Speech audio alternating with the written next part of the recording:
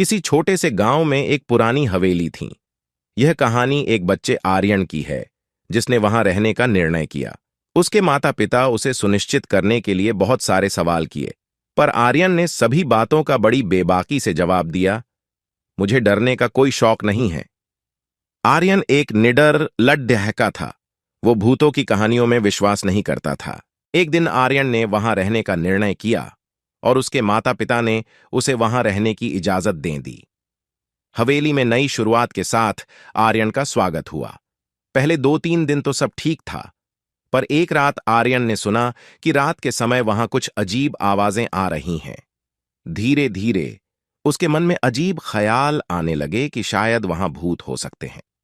लेकिन आर्यन ने खुद को समझाया और खुद से कहा, ऐसा कुछ नहीं हो सकता।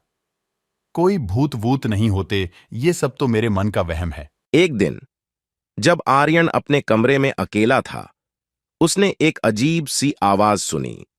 वह बाहर देखने निकला और उसने देखा कि एक छोटे से बच्चे रो रहा था, जिसने फटे पुराने कपड़े पहने हुए थे। उसे देखकर ऐसा लग रहा था वह कई महीनों से नहाया भी नहीं है। आर्यन ने बच्चे से पूछा, तुम कौन हो और तुम यहां कैसे आए हो? बच्चा हंसते हुए बोला, मैं एक भूत हूं, लेकिन मैं डरावना नहीं हूं। मैं यहां अकेला था, इसलिए मैं तुमसे मदद मांगने आया हूं। भूत बच्चे ने आर्यन से कहा, क्या तुम मेरी मदद करोगे? आर्यन ने बच्चे को बोला, तुम डरावने भूत नहीं लगते हो। क्या तुम सच में एक भूत हो? तुम्हें यहां आकर कैसा लगा? बच्चा हंसते हुए बोला, यहां बहुत अच्छा लगता है, पर तुम मेरे बारे में किसी को नहीं बताओगे, ठीक है? आर्यन ने खुशी खुशी स्वीकार कर लिया और वह दोनों अच्छे दोस्त बन गए। भूत बच्चा आर्यन को अपने भूत दोस्तों से मिलवाता और रात के समय उनके साथ खेलता था। ऐसा बहुत समय तक चलता रहा, लेकिन आर्यन ने जाना, कहानियों में कहे गए भूत और असली में भूत बहुत अलग होते हैं। ये इतने बुरे नहीं हैं जितने कहानियों में बताए जाते हैं। एक दिन गांव में एक बड़ा मेला आया। आर्यन और भूत बच्चा भी मेले में गए। वहां उन्होंने एक ज्योतिषी से मिला।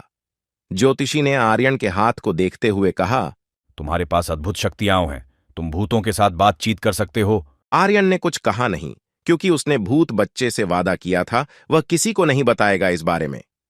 आर्यन को बहुत अच्छा लगा कि उसकी दोस्ती भूत से उसके लिए कुछ स्पेशल हो सकती है। उसने भूत बच्चा को गांव के लोगों के सामने लाकर कहा, ये मेरा दोस्त है, एक खास भूत जो बहुत अच्छा है। ये वैसा भूत नहीं है जो आप लोग अपनी कहानियों में बताते हो।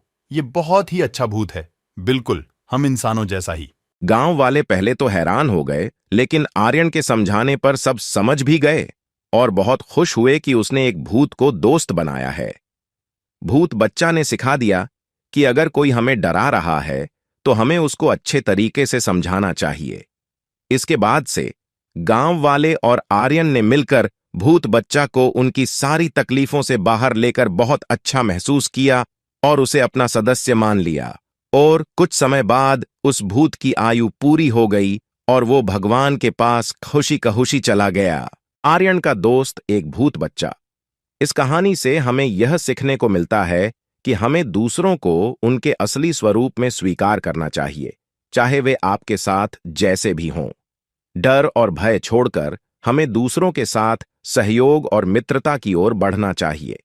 इसके रूप में आर्यन ने दिखाया कि हमारी आत्मा में डर का कोई स्थान नहीं है, और हम अगर सच्ची दोस्ती से जुड़ते हैं तो हम सभी भूतों से जीवन को बेहतर बना सकते हैं।